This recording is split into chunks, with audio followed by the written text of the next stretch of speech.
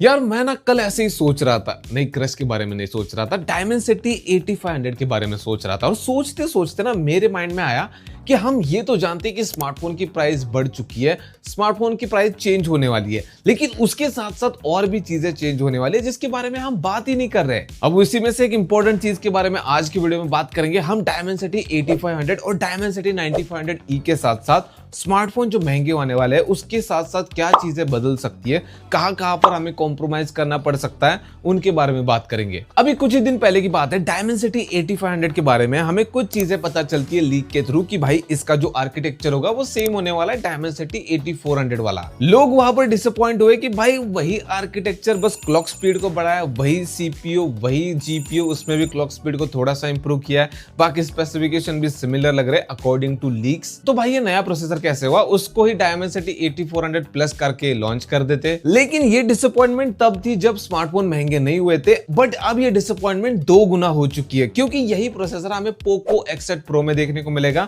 अगर हम Poco X7 Pro की प्राइस की बात करें या फिर पोको X6 Pro की बात करें, वो 25,000 के अराउंड लॉन्च होते हैं, राइट। लेकिन क्या पोको X8 Pro 25,000 के अराउंड लॉन्च हो सकता है? तुम्हें ऐसा लगता है? बिल्कुल भी नहीं। इसका अगर रिसेंट एग्जांपल दे तो OnePlus 15, iQOO 15, Realme GT 8 Pro, हमें लगा था कि भाई ये तीनों झगड़ेंगे 60,000 के नीचे कि कौन सस्ता होगा, कौन एग्रेसिव प्राइस में अच्छी परफॉर्मेंस देगा, लेकिन ये सब चले गए 70,000 के ऊपर। यानी 12-13 हजार का डिफरेंस है जितना हमने एक्सपेक्ट किया था उसके और इसके बीच में। अब जाहिर सी बात है यहाँ पर 10-12 हजार का तो डिफरेंस नहीं आएगा, लेकिन मुझे लगता है 5,000 का तो डिफरेंस आ सकता है। यानी कि जो पोको X8 Pro है वो 30,000 के ऊपर जा सकता है, 31,000 के अराउंड उसकी प्राइस हो सकती है। मतलब जहां पर हमें पोको के F सीरीज को एक्सपेक्ट करना चाहिए, उस प्राइस में भाई पोको की X सीरीज आने वाली है। अब स्नैपड्रैगन 8s Gen 5 नहीं, डायमेंसिटी 8500। इसी वजह से मैंने कहा कि भाई ये डिसअपॉइंटमेंट 2 गुना हो सकती है, क्योंकि एक तो भाई 8400 और 8500 में अभी तक उतना बड़ा डिफरेंस नहीं लग रहा। हालांकि जो लीक के अकॉर्डिंग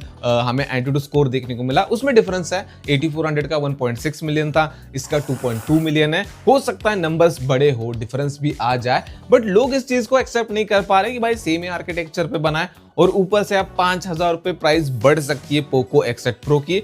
मतलब वो बड़ी नहीं है, लेकिन इतना पकड़ के चलो मुझे लगता है। और पोको वाले जाने जाते हैं एग्रेसिव खेलने के लिए, तो हो सकता है कि उसकी प्राइस 30,000 के ऊपर ना जाए, लेकिन एटलीस्ट 28-29,000 तो हो सकती है। वहीं पर अगर हम दूसरे प्रोसेसर की बात करें जो कि है डायमेंसिटी 9500E, जिससे मैं इस बार ज्यादा एक्सपेक्ट कर रहा था कि 9400E जो आया था उसको इंडिया में उतनी इज्जत नहीं मिली, लेकिन 9500E मुझे ऐसा लगता था कि इसके साथ और भी स्मार्टफोन आने चाहिए 35 से 40,000 के सेगमेंट में, 45,000 भी पकड़ लो। लेकिन अब प्राइस बढ़ने के बाद एक चीज अच्छी हो चुकी है और दूसरी चीज खराब हो चुकी है। एक अच्छी चीज ये कि डायमेंसिटी 9500 के साथ एक्सपेक्ट किया था हमने प्राइस बढ़ने से पहले कि उसके साथ हमें 55,000 के अराउंड कोई फोन देखने को मिलेगा और 35,000 से 45,000 के अराउंड हमें डायमेंसिटी 9500E के साथ फोन देखने को मिलेगा। लेकिन अब 8 Elite Gen 5 के साथ 70,000 के ऊपर फोन देखने के बाद मुझे तो नहीं लगता कि 9500 के साथ भी हमें कोई इतना सस्ता फोन देखने को मिलेगा 55,000 के अराउंड। तो इसका फायदा डेफिनेटली 9500E उठा सकता है, क्योंकि उसको एक बड़ा सेगमेंट मिल जाएगा 50,000 के अराउंड तक। लेकिन क्या वो 35,000 के नीचे वाले सेगमेंट तक आएगा? मुझे नहीं लगता। मुझे लगता है उसके साथ हमें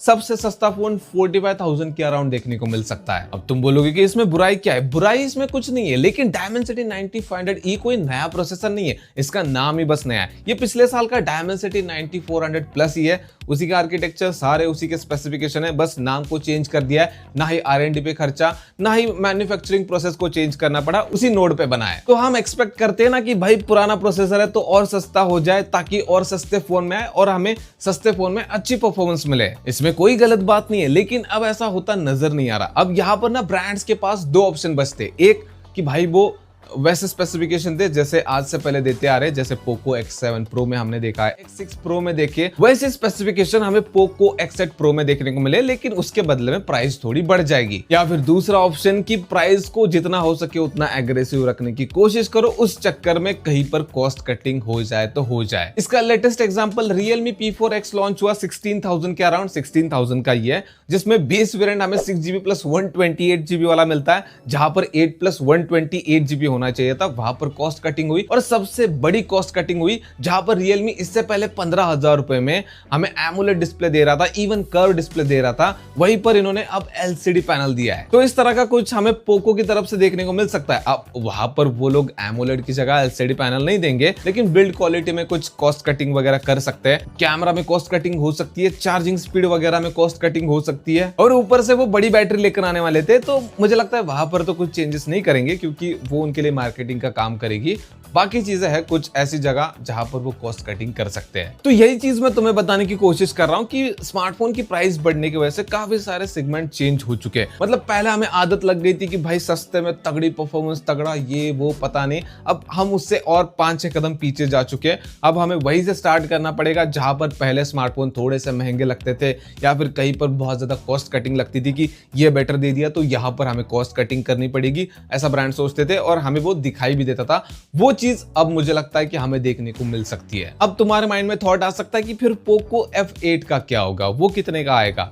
मुझे लगता है वो तो 35,000 के ऊपर डेफिनेटली जाने वाला है। उसके साथ कौन सा प्रोसेसर आएगा ये कुछ कंफर्म नहीं है। 8 Gen 5 भी हो सकता है, 8 Elite के चांसेस मुझे कम ही लग रहे हैं, तो 8 Gen 5 हो सकता है, और वो 35,000 के नीचे तो बिल्कुल भी मत सोचो। यानी कि जिस प्राइस पे पहले पोको F सीरीज लॉन्च होती थी, उस प्राइस में पोको X सीरीज लॉन्च होगी, और जहां पर पोको की कोई सीरीज नहीं थी, उस प्राइस में अब पोको की F सीरीज आएगी। और तुम लोग जो एक्सपेक्टेशन लगाकर बैठे हो कि पोको F8 प्रो आएगा, अल्ट्रा आएगा, नहीं आने वाला, वो कौन ही खरीदेगा यार। पोको F8 की प्राइस तुमसे देखी नहीं जाएगी, F8 प्रो और अल्ट्रा की क्या देखोगे, नहीं सह पाओगे तुम। इसके बारे में तुम अपने थॉट मुझे कमेंट में बताओ। और डायमेंसिटी 8500 के बारे में और बेटर चीजें पता चलती है, क्योंकि अभी उतना कुछ ज्यादा पता नहीं है, लेकिन अगर कुछ अच्छा पता चलता है, स्ट्रॉन्ग लीक से कुछ आता है, तो डेफिनेटली मैं उसके ऊपर वीडियो बनाऊंगा और तुम्हें बताऊंगा। बाकी वीडियो पसंद है तो वीडियो को लाइक कर देना, चैनल को सब्सक्राइब कर देना। मिलते हैं नेक्स्ट वाले वीडियो में।